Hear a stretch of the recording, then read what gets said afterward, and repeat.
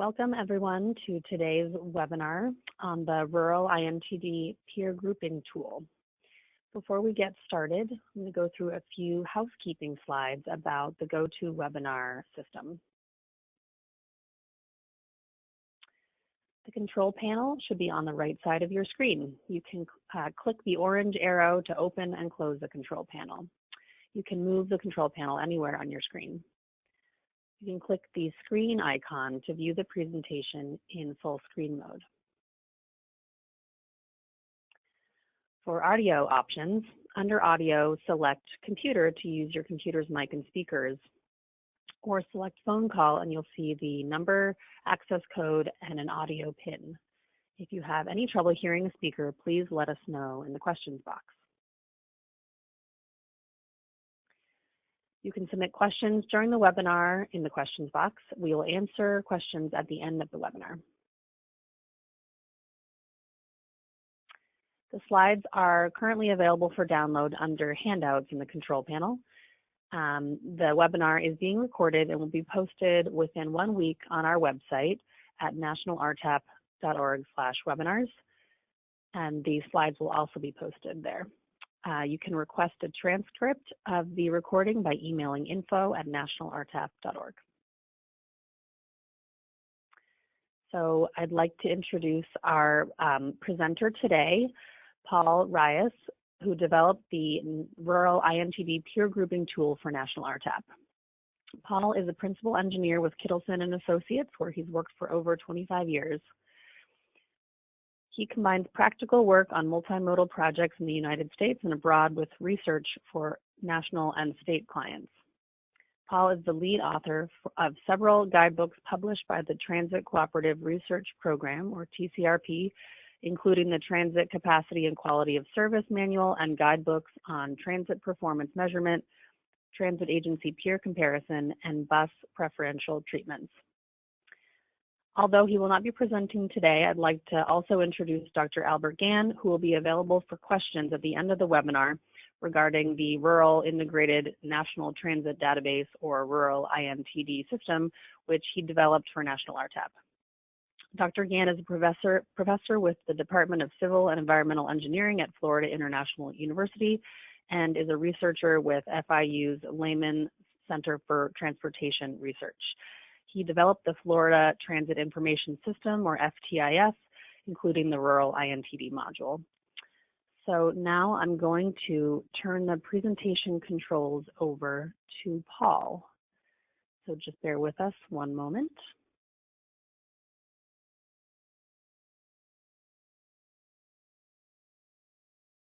Great. Okay, hopefully you can see my screen. Okay, great. This is Paul Ryus. Yes. Thanks everyone for joining us today. And I'll be talking about this Rural iNTD peer grouping tool that we've developed for National RTAP. Later on in the webinar, I'll give a demonstration of how this tool works. But before we get there, I'm going to start off by talking about why you might want to do peer comparisons in the first place and some applications for peer comparisons. Next, I'll introduce the Rural iNTD tool that's available free to use online. And then I will talk about how the peer grouping method works and then demonstrate the method using the tool in a demonstration. I'll wrap up at the end of this, and then we'll have about 15 minutes available for questions and answers. Before we get started, we have a poll. So we'd like to know what types of transit providers are listening to today's webinar. Liz? Okay, let me launch the first poll.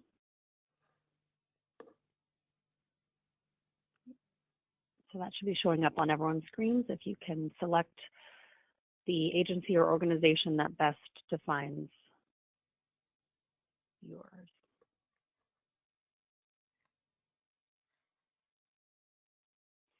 Okay, great. We have 82% have voted, so a couple more. I'm going to close that and share the results. So that's great. Thank you very much. And should be back to you now. Okay. So peer comparison is part of a broader process known as benchmarking, and I've put a few definitions of what benchmarking is up on the screen here. Kind of the common themes that run through these different definitions are that you're comparing the performance and the way of doing business between two or more organizations in order to learn how to improve. The practice of being humble enough to admit that someone else is better at something, and then being wise enough to try to learn how to do what they're doing and even surpass them at that.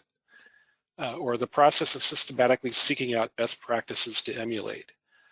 So the themes that run through all of this are trying to find ways to improve your own performance by comparing yourself to others. Now, benchmarking and peer comparison isn't something just for big organizations. It's a good management practice for any size of organization. It'll help you identify areas where you're performing well, and you can give yourself a pat on the back and keep on doing what you're doing. It'll also identify areas where you may have room for improvement. And that's an area where peer comparison is particularly helpful. You can find out what others are doing well and try to learn from them. And you can also interpret your performance trends. Is what you're experiencing, it might be decreased ridership or increased costs, is that something that's just affecting you, or is it more of a trend that's affecting a number of other similar agencies as well? Now, I'm going to repeat this next point a few times during the course of the webinar. A performance report is not the desired outcome of a peer comparison process. Instead, we're using performance measurement as a tool to provide insights into your performance of the organization, raise questions about what are the factors behind the performance, whether it's good or bad, and how can you continue it if it's good, or find ways of making changes if there's room for improvement, and also to use performance measurement as a tool to identify organizations that you might be able to learn from. So you can usually, what we usually find when we apply peer comparisons to different transit agencies, for example, when we do a transit development plan, we find they're often strong in some areas, but they have room for improvement in others. So it's not unexpected that you can have room for improvement, and it's not something that we want to treat as a report card or say you're doing a bad job. We want to say let's find a way to improve things if there is room for improvement. Now, there are several different ways that you can approach benchmarking. The simplest approach is trend analysis, where you're just looking at your own data and seeing how it's changing over time. So we see here a graph, for example, of a transit agency. This is actual data, by the way, of an agency that's experienced, good growth in ridership between 2013 and 2017. So the performance direction here is up, but it doesn't really say anything about, is that good? Could we be doing better? By itself, it doesn't really tell you any more than it's going up, and that's a good thing, but is it something that you can still improve on? One way to find out is to do a peer analysis. So you identify other transit agencies that are similar to yours and see what their performance trends are showing. And are your trends similar to what your peers are showing? Are they better or are they worse? So you can see here the yellow line here is the same agency that we just looked at for the trend analysis. Comparing it to some of its other peers, you can see that in 3 cases, the ridership is pretty flat over that 5-year period. Another one, the overall trend is a slight increase, while the last one has seen a decrease in passenger trips. So you can see from here that you would say, just by looking at your peers, it looks like you're doing better than your peers are in terms of ridership growth. But just again, by that itself, it doesn't start really answering the question, why is it doing better than others? So this is a starting point for looking at potential reasons why these trends are occurring. And it becomes a little bit of a detective exercise. Now, one potential reason for increased ridership might be that you've increased service over that period as well. And if we look at, for example, annual vehicle revenue hours over that period, our agency here, again in yellow, did increase its revenue hours or the amount of service provided during that time. So you would expect, hopefully you would see some ridership increase associated with that. But if you take a look at some of the other peers, you can see that this agency here in green also increased its revenue hours during that time, but it had a drop in ridership. While this dark blue agency here, it also increased its revenue hours, but it looks like the ridership didn't increase quite as fast. And the other ones are pretty much flat in terms of service levels. So what you can kind of interpret from that is that it looks like, yes, the increase in service played a role in the increase in ridership, but it still also looks like you're doing better than your peers in terms of the overall ridership trend, that others are seeing not as good increases if they did increase their service at all. So the conclusion you might draw from that is that you've done pretty well. Now, the third level of benchmarking is peer contact. If there's an agency that's doing better than you in a particular area, it might be that they're doing something that you can learn from and adapt to your own agency's practices. So if you were, for example, the agency here in green, you might want to contact the agency that was in yellow that had this increase to see what they are doing that you might be able to learn from so that you can end up with increased ridership as well. Finally, the kind of the most intense level of benchmarking is putting together a benchmarking group. This is a formal group of agencies that have decided that they're similar enough that sharing information between them and exploring issues of common interest will be of mutual benefit. And this approach has been used by mid-sized and large transit systems, both in the US and internationally. This map here shows members of the American Bus Benchmarking Group. And you can see that it's a fairly diverse group of agencies. You have Utah Transit Authority in Salt Lake City. You have some suburban transit systems around Los Angeles. You have the transit agency in Des Moines. You have RTAP in Rhode Island, a state level provider. And so you can, looking at these, you can probably point out differences between these different agencies, but keep in mind that even though they have their differences, these agencies have decided that they have enough in common that they are willing to put money into support sharing data, comparing data, and exploring issues of common interest to them. It might be contracting practices one year that they might decide to look at. There are all sorts of issues that come up that individually they might not have the resources to be able to investigate, but collectively, if they each put a little bit of money into the pot, they can address an issue and hopefully come up with a solution that benefits everybody. Now, there's a lot more guidance out there on transit performance measurement and benchmarking, and more than I have time to cover in the webinar, but I did want to highlight two particular Transit Cooperative Research Program reports that provide more information about transit performance measurement and peer comparison that you might find useful. The first is TCRP Report 88. I noticed that one of the other co-authors of that report is listening to the webinar today. But this report, a guidebook for developing a transit performance measurement system, will tell you more about why you might want to measure performance, how to get started, and provides a library of useful performance measures tailored to different sizes of transit agencies, including rural and small city transit agencies. And we've provided a link here for where you can download that report. So if you download the slides, you'll have access to that link and can download that report. The other report is TCRP Report 141, a methodology for performance measurement and peer comparison in the public transportation industry. This will provide more information about why you might want to compare your performance to peer agencies.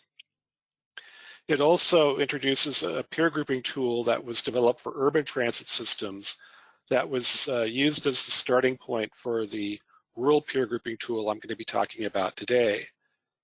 And again, we've provided a link here at the bottom for you if you're interested in learning more. You can click on that link and download the report from that webpage. Now, when you want to do a peer comparison, there's a few things that you need to be able to do this. The first is a means of identifying similar agencies. That's where this National RTAP project that we worked on last year comes in, coming up with a method for identifying a peer group for rural and small city transit agencies. You also need consistently defined and reported performance data. And the National Transit Database, which the Federal Transit Administration maintains, provides that source of consistently defined and reported performance data. You also need a convenient means of identifying peers and obtaining performance data. And that's where the Rural Integrated National Transit Database, or rural iNTD, comes in. The NTD has got lots of good information, but it's not always easy to get the information out of it. But the rural iNTD provides convenient tools for both identifying a peer group and then obtaining performance data out of the NTD for that peer group. And I'll demonstrate how a little bit later in the webinar. Now, the rural iNTD is part of the Florida Transit Information System. And it's a suite of tools that you can use to get both urban and rural transit data out of the NTD, as well as to identify peer groups for urban and rural transit agencies. It was originally developed and sponsored by the Florida DOT, thus the name Florida Transit Information System. But I'd like to point out that it covers the entire United States, all the different transit agencies that report to the NTD, and there are over 1,300 rural providers that do. Their data is included in FTIS. And the information is available to all once you have a one-time sign up to register to use the system. And the rural module was sponsored by the National RTAP, the maintenance of both the original development of it and the ongoing maintenance of it. So now we have another poll, which is, have you used FTIS or the rural iNTD before?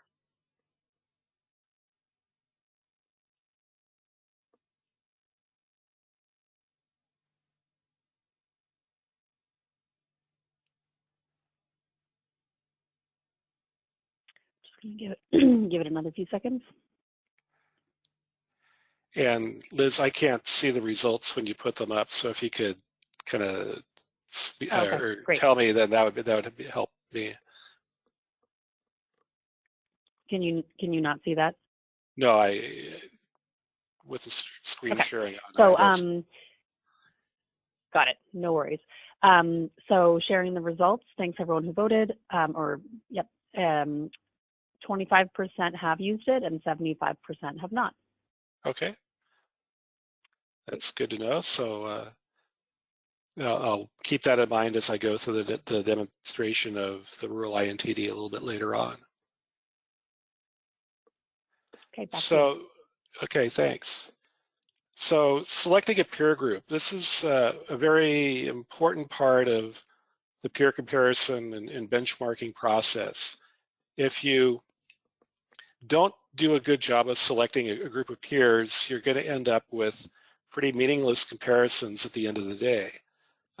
It would be silly to try to compare a rural transit system to a big city transit agency. But there are many other differences even among rural and small city transit agencies. So it's important to identify transit agencies that are close enough to you that you can make reasonable comparisons and get useful information out of the effort that you put into the process, so that the agencies that you identify as performing better than you are similar enough to you that you can potentially adapt what they're doing to your own practice. Now, the peers in a peer group should be similar enough to you to have common characteristics and face similar issues. But at the same time, don't expect the peers to be exactly the same as you. All organizations have their unique aspects, but these differences are taken into account when you interpret the results of the peer comparison. If you remember the graphs I was showing a little bit earlier, you might have noticed that the ridership in that peer group varied from about 100,000 riders per year up to about 600,000 riders per year. And the agency that we were looking at kind of fell in the middle of that. So there are going to be some agencies that have more service or a little bit less service, might have more ridership, less ridership.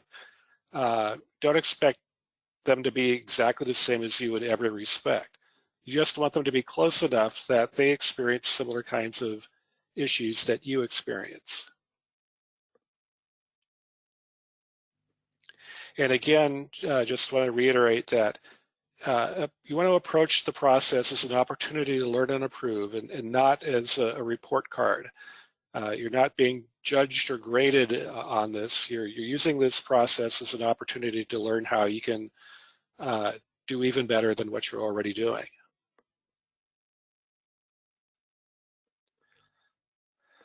Now, where does the data come from to perform this peer grouping process that's been incorporated into the tool I'll be showing?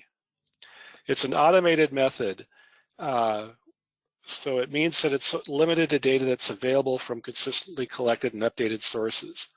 One of the issues that we ran into with the urban peer grouping method was that it included some data that really wasn't easily updatable. You had to do it there was some manual effort involved in doing it, which took time, particularly after a whole bunch of new agencies got classified as urban agencies after the 2010 census, and the areas that they served became urbanized areas. So for the rural method, we wanted it to be a method where the data could be updated every year in an automated way without requiring manual intervention on the part of the people maintaining the database. So the two sources that we're using to develop a peer group are the rural NTD and the US Census, in particular the American Community Survey. Both of these are updated on a yearly basis, and the data that they provide, it's got a consistent definition. So you can use it to compare performance between transit agencies. Now, for particular applications or just in general, other factors may be important to you that aren't available through this automated method. One example would be population density. The urban NTD includes data on the service area size and the service area population for an urban transit agency, and from that you can derive population density. Unfortunately, that same information isn't available in the rural NTD. So that means that the peers that the method comes up with are suggestions that you should be using as a starting point, but you'll need to apply your own knowledge to finalize the group. If population density is important to you, that would be something you'd want to consider when you finalize the group based on the suggestions that the method provides for you.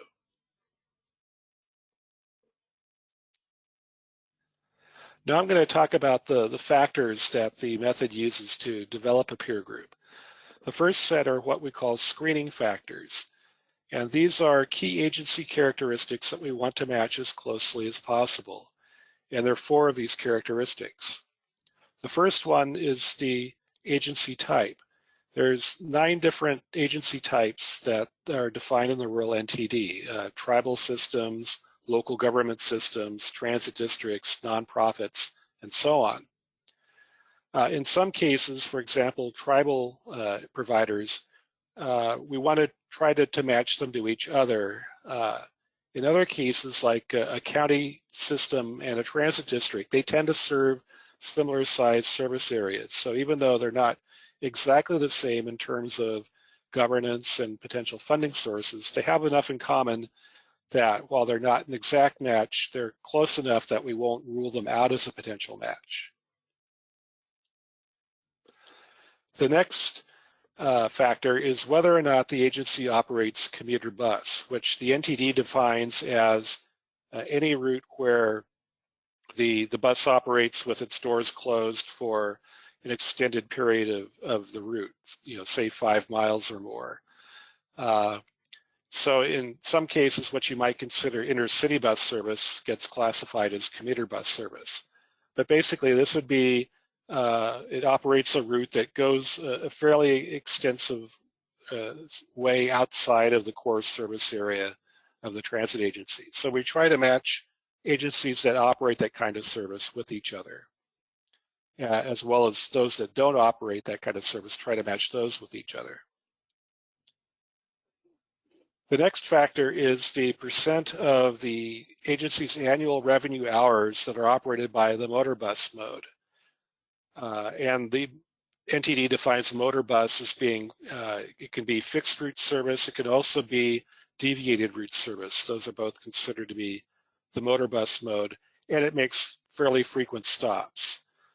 If you have 100% of the hours operated by the motor bus mode, that typically indicates that the agency is operating flex or deviated route service. So it might operate on a fixed route, but to provide the complementary ADA function, it's allowed to deviate off the route within, say, 3/4 of a mile to pick up passengers. So we want to try to match those kinds of agencies that are primarily flex or deviated route service operators. We try to compare those to each other. If none of the revenue hours operated by the motor bus mode, that typically indicates that the agency operates 100% demand responsive service. And again, we try to match those agencies to each other. If it's somewhere in between 0 to 100%, it's operating a mix of services, typically some mix of motor bus or fixed route and demand responsive service. And in this case, we try to match the percentage that's fixed route service as much as we can. Finally, the fourth factor is whether or not the headquarters city is an urbanized area.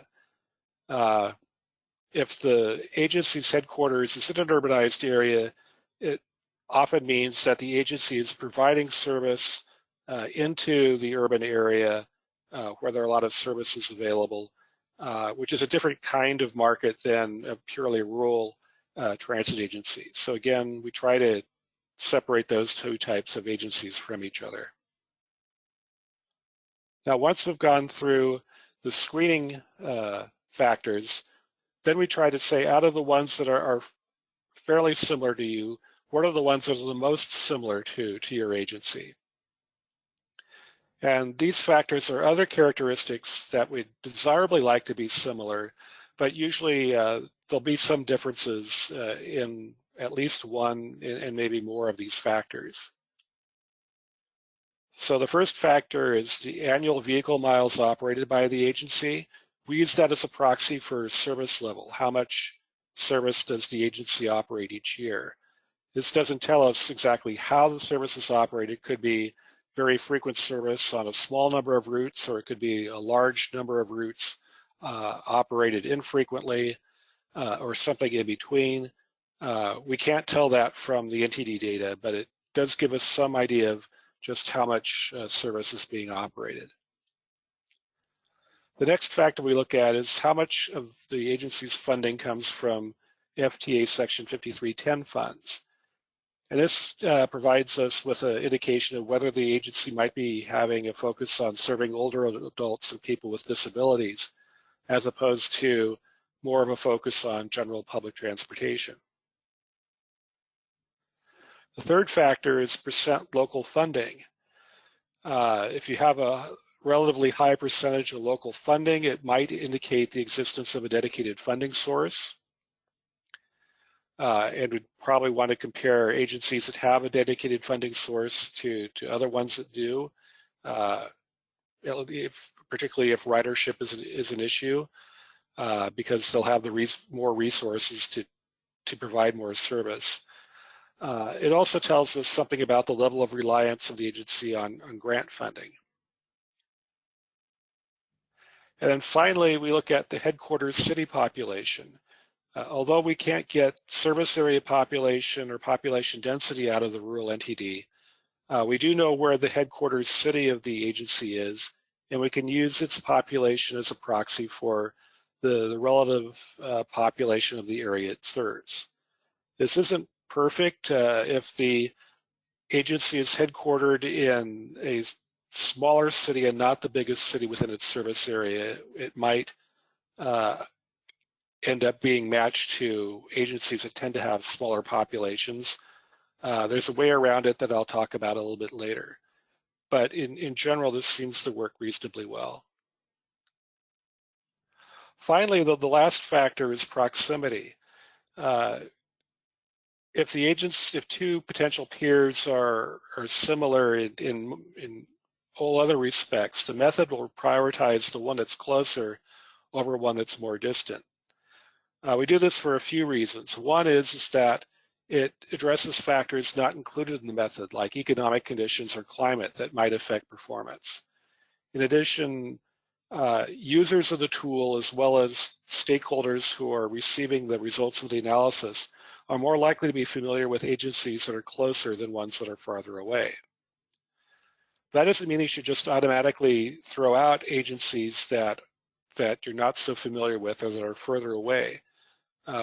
One other effect of this, having this factor in the method, is that more distant agencies that the method suggests as peers will be closer to the target agency in all of the other factors, the screening factors and the similarity factors, to make up for being more distant. So even though they may be more distant, they may actually be more similar than some of the peers that are located more closer to you. Now we have 9 factors, and each of these measures tells us something about how similar an agency is and its potential peer. So each of these 9 factors have a value associated with it that's converted into a likeness score. A 0 indicates an exact match. So it's the same agency type, for example, or it operates the same number of revenue miles each year. That would be an exact match. A likeness score between 0 and 0.5 indicates a good match. Between 0.5 and 1.0, a reasonable match. 1.0 to 2.0 is not so good a match, but particularly for the similarity factors, you'll sometimes get scores up in that range. Anything greater than 2 we would consider to be a poor match, and you'd want to investigate more closely to see if that factor if it makes that agency or potential peer too dissimilar to yours to use as a peer. And then anything greater than 10 we consider to be a very poor match and is probably too dissimilar to want to use as a peer. And I'll demonstrate how these scores work as we get to as we demonstrate the method in a few minutes. Now each of these 9 factor likeness scores are then averaged to produce an average likeness score that are used to rank all 1,300 NTD rural transit providers with respect to how similar they are to the target agency. And the likeness scores can be interpreted as follows. Anything under 0.5 means that there's a high likelihood of that agency being a good peer. Something between 0.5 and 1, there's a reasonable potential of the agency being a good peer, but there are probably some individual factors that you might want to check out before you accept it as the suggestion as a peer. And if the score is greater than 1, it's unlikely the agency will be a good peer for yours. As you're making your final selections for your peer group, you'll want to check these individual factor scores and then possibly consider other information, for example, population density, when making your final peer group selection. So now I'm going to go and demonstrate how this peer grouping method works. So let me go and switch my screen now to the web browser. So now I've gone to ftis.org, which is the homepage for the Florida Transit Information System. And to get to the Rural iNTD module, you'd want to click on the Applications button at the top of the screen. And then when this next window appears, it says Launch Applications, click on Rural iNTD. And it'll bring you to a page where you can log in. Now, for the 3/4 of you that haven't used FTIS before, you'll need to register before you can get any further. So you'd want to click on this Do Not Have a Password link and then fill out the information to get registered with the system. And you'll get sent a password that will allow you to log into the system. So I already have a password, so I can just go ahead and log in right now. And that'll bring me to this opening screen for the Rural iNTD. Now, I'm going to concentrate on demonstrating the peer grouping method, but there's a lot more that the Rural iNTD can do than what I have time to show you today. So I want to first point out a few tutorials and other information that's available through the website that you can use to learn more about how the tool works. The first is if you click on this video button down here, that'll give you access to 2 tutorial videos that will demonstrate how to use different aspects of the performance measurement piece of the Rural iNTD. If you click up here at the top where it says Peers, this will take you to the peer grouping, the start of the peer grouping process. And if you look down at the bottom, you'll see some buttons here. One is step-by-step instructions. So this will provide a file that will repeat what I'm going to go through in this demonstration, but you can have it available open on the screen while you practice after the webinar. They'll give you instructions on how to do peer grouping using the tool. We also have a link to the full report describing the methodology. So if you'd like to know more about how the methodology was developed or how exactly these likeness scores are calculated, for example, this is the place to turn to get that information. This will open a PDF of the report if you want to learn more. But now we'll see or show you how to do a peer comparison. So first you want to select the data year. Right now 2017 is the only year that's available, but as time goes on, more years, as the 2018 data come out, for example, then you'll have the option to select 2018. Normally you'd want to select the most recent year available to do a peer comparison or to select a peer group. But you'll have the option of going as far back in time as 2017 if for some reason you want to look at conditions in the past. Now, as you probably know, most rural transit agencies, other than tribal transit providers, report information to their State Department of Transportation, and then the State Department of Transportation compiles that information and reports on behalf of the transit provider or subrecipient in FTA terminology to the NTD. So if your agency is not a tribal transit provider, what you would want to do is go and find the state that you're in and select that to begin with. If you're a tribal transit provider, there's a whole list of these providers following the list of state DOTs, and you would just go and select the particular tribal provider that you want to create a peer group for. But for this demonstration, I'm going to pick a agency in Oregon I'm familiar with. So I'd select Oregon Department of Transportation, and then the agency we're going to look at is the Tillamook County Transportation District. So once you've selected the agency that you want to find a peer group for, you then click the Find Peers button. And what will happen is you end up with a really big screen here full of numbers, which may seem overwhelming at first. What I'm going to do is shrink the, whoops, did not want to do that. Dangers of doing live presentations. So I will quickly go back to where I was. As I said, you end up with this really big screen of numbers that tell you a lot, give you a lot of good information about the your potential peers. But it's useful to go and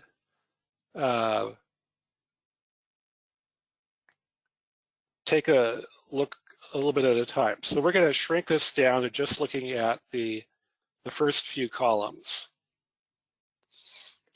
So you can see here that it's suggested 5 agencies. It'll always come up with the first 5, but you can pick a bigger or smaller number if you want. And you don't have to take them all in order.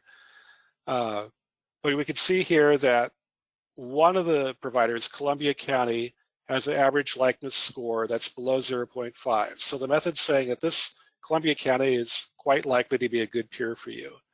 Then there's another 9 agencies or 10 agencies that have scores of 1 or less. These are ones that we considered reasonable peers, but you'd want to take a little bit closer look at them before accepting them as a final choice. You could also go through and see why particular agencies that you think might be a good peer for you, why they weren't selected by the method. Because it's providing information for all 1,300 or so, or 1,387 rural transit providers. So you can see, for example, here the Sistersville Ferry in West Virginia would be the least similar agency to Tillamook in this case.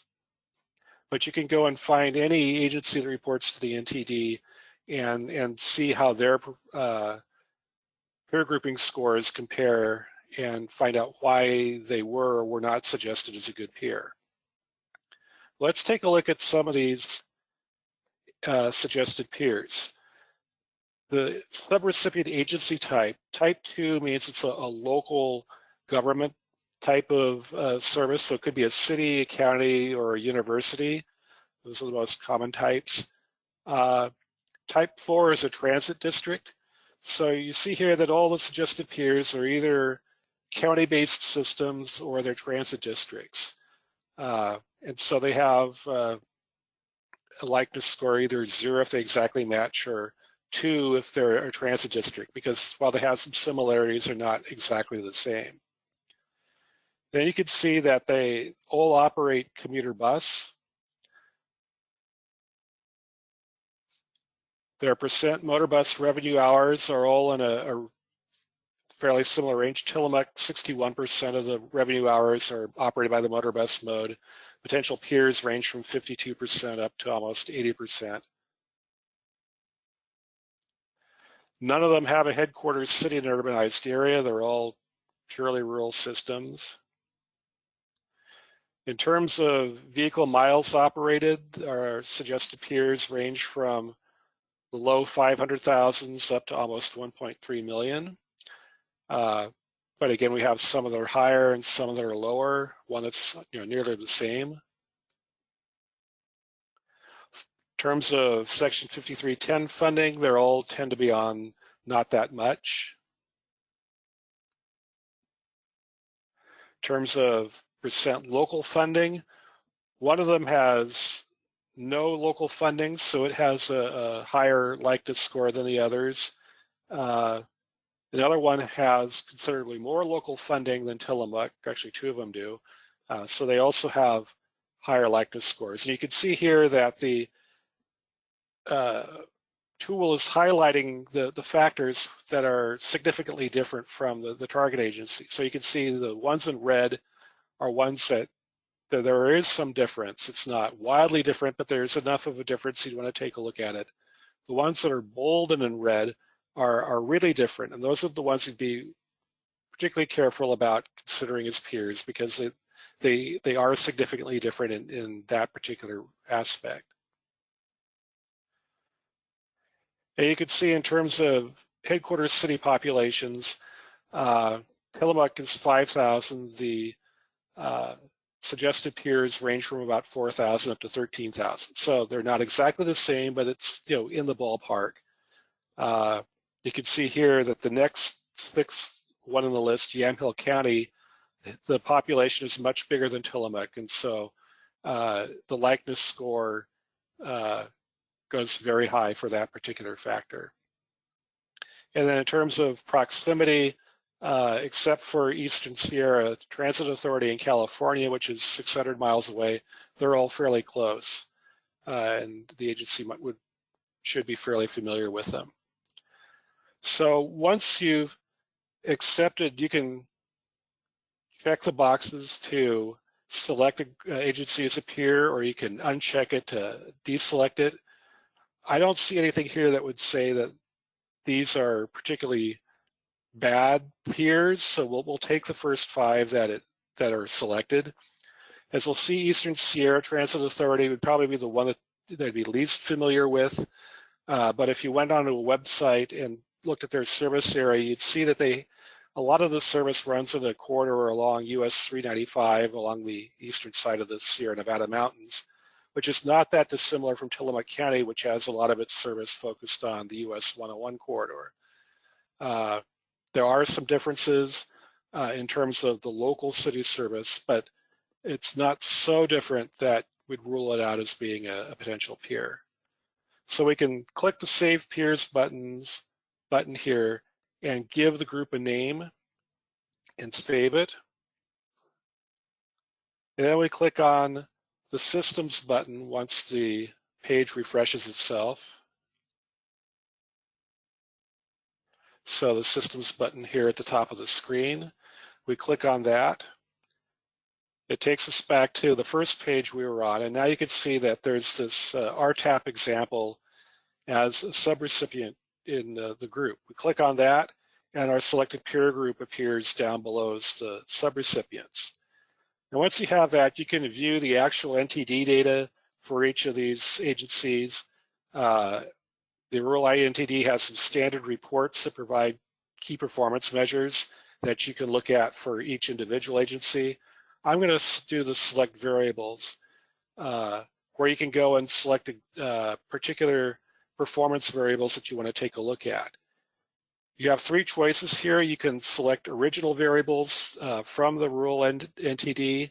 You can select specific performance variables, very commonly used ones.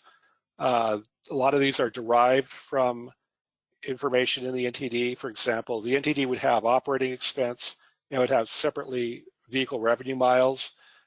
In this one, you can have, it'll provide you the option of looking at variables that are combinations of 2 NTD variables, like operating expense per vehicle revenue mile. You could also look at variable groups. So you can look at efficiency measures, for example. And we'll do this as an example. Once you've picked this, you can then go to retrieve data, and it'll call up the data for each of these, for each of the years that were selected, in this case 2012 through 2017 for each of the agencies. And you have a variety of different ways of looking at this data. One way would be to look at it as a chart. And you can look at it just as a trend for your particular agency.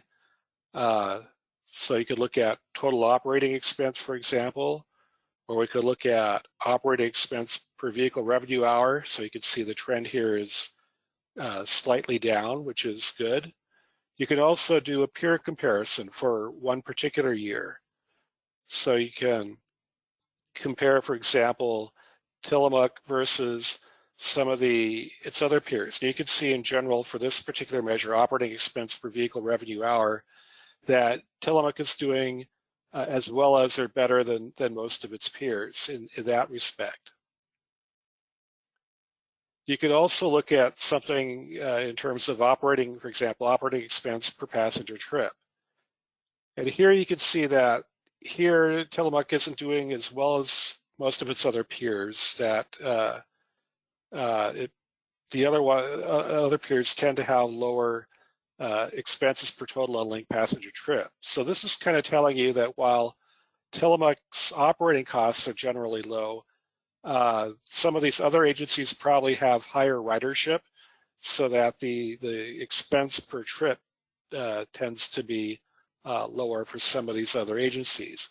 And in that case, that would kind of be an indication that while the operating cost side of things seems to be as good as or better than the peers, the ridership side of things might be an area that needs more attention, and the agency could consider contacting some of these other better performing agencies to find out what they do in terms of attracting ridership. Now you can also look at the data in terms of a cross table. So you can look at this. You can copy this or save it and export it to Excel, for example, if you want to create a chart that compares all of these agencies across years. You can also go back to the flat table and export that data to Excel. You could also adjust the cost data to reflect inflation-adjusted numbers. So you can, for example, convert the variables to 2019 dollars. And so if we do total operating expense, now you can see that we have the 2012 expense, and then it's converted to a 2019 value.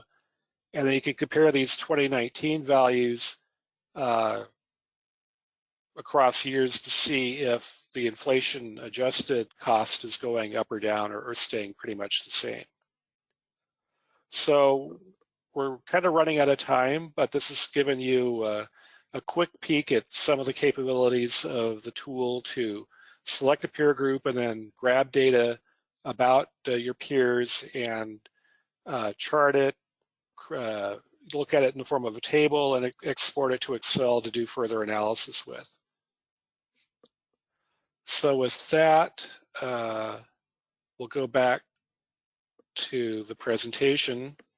And to wrap up, I want to leave a little bit of time for questions and answers, but just want to kind of hit the key points from what I've been talking about. First is that peer comparisons are a useful management tool for evaluating and interpreting agency performance. You should treat the peer comparison as an opportunity to learn and improve rather than as a report card.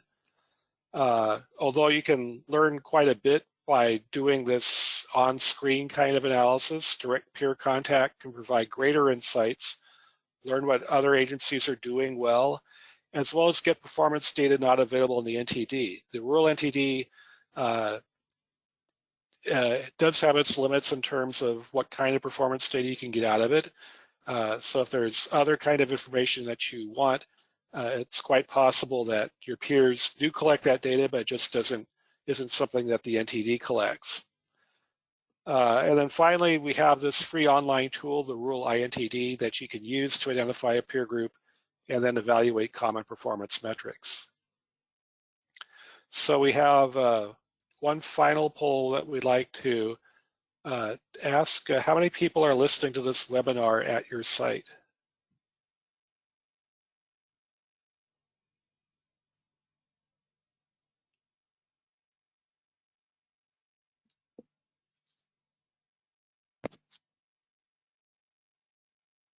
Just give it another second.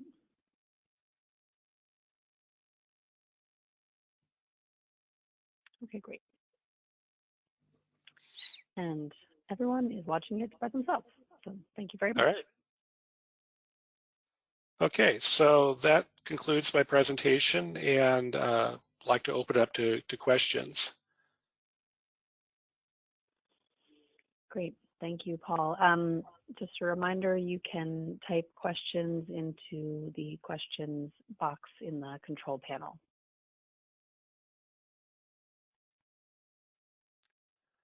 Well, while we're waiting for questions, probably a couple other things I might point out is that the NTD, while the FTA does do quality checks on the data that go into it, there are times that data slips through that's not correct.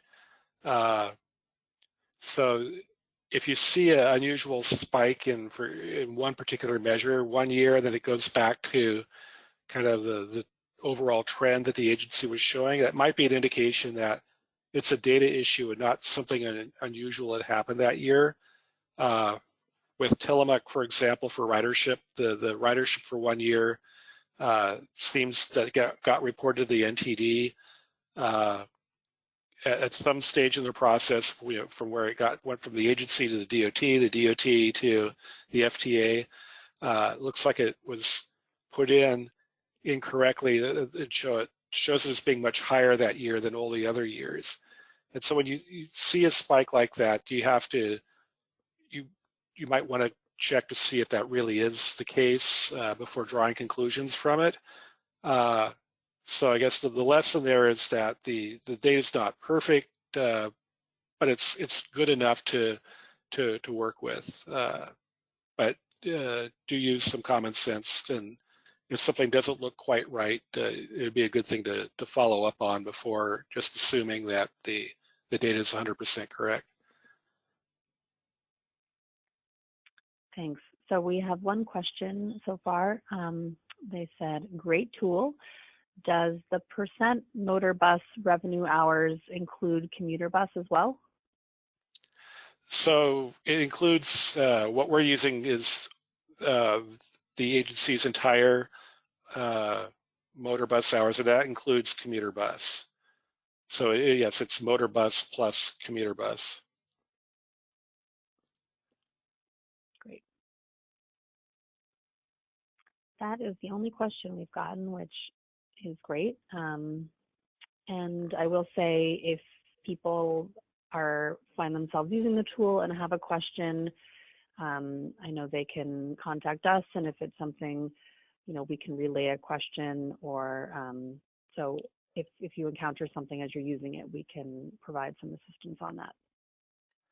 And then I also provided my email at the first slide in my presentation. So if you have questions about anything I covered during the presentation, then I'll be glad to answer them offline by email. That's great.